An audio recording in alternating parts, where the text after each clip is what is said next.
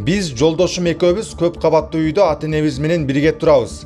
Бизден ары жагыраак жайгашкан үйдөгү көп ичкен киши үйдүн жанына келип уят сөздөрдү сөгүнүп, өткөн адамдарга тийишет. Балдарды көчөгө чыгаргандан коркобуз. Түнү кыйкырып тынчыбызды алат. Мындай адамдарга карата кандай чара колдонсо болот? Түшүнүктүү. Ар бир аракет мыйзамсыз аракет же аракетсиздик сөзсүз жазаланат. Бул азыр сиз айтып аткан учур албетте ар бир жаранга, бардык жарандарга бирдей болгон жүрүм-турум эрежелери бар. Ал жүрүм-турум эрежелерди ар бир жаран сакташ керек. Мындан сырткары көп кабаттуу үйдө жашоонун өзүнүн дагы андай эрежелери бар. Демек, жаран эч качан өзүнүн аракети менен башка бирөөлөрдүн укугун бузбаш керек.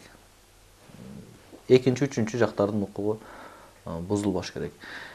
Сиз айтып жаткан учур эгерде чын эле бул өзүнүн мас абалда бирөөлөрдү мазактоо, мындай кыйкырып адамдардын тынчын алып жаткан болсо, бул мындай учурда коомдук жумуштарга же айып же болбосо 5 суткага чейинки административдик камакка алуу каралган. Бул администрациялык укук бузуу жөнүндө кодекстин демек талабы ушундай.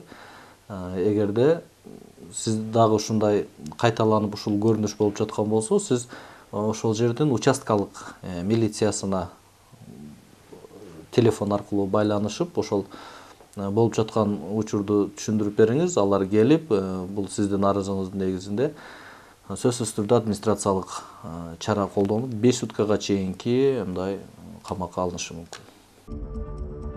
Кыргыз Республикасынын администрациялык жоопкерчилик жөнүндө кодекси 364-берени майда бейбаштык, башкача айтканда, коомдук жайларда сөгүнүү, жарандарды мазактап тийишүү жана коомдук тартипте жарандардын тынчын алган башка ушул өңдүү аракеттер 8 саатка коомдук иштерге тартуу менен эсептешүү көрсөткүчүнүн 15 өлчөмүндө администрациялык айып салууга же болбосо 5 суткага администрациялык камакка алууга алып келет. Майда бейбаштык жашы жетпегендерге жасаганда, ата-энелерге же аларды алмаштырган адамдарга эсептешүү көрсөткүчүнүн 10 өлчөмүнө чейин администрациялык айып салууга алып келет.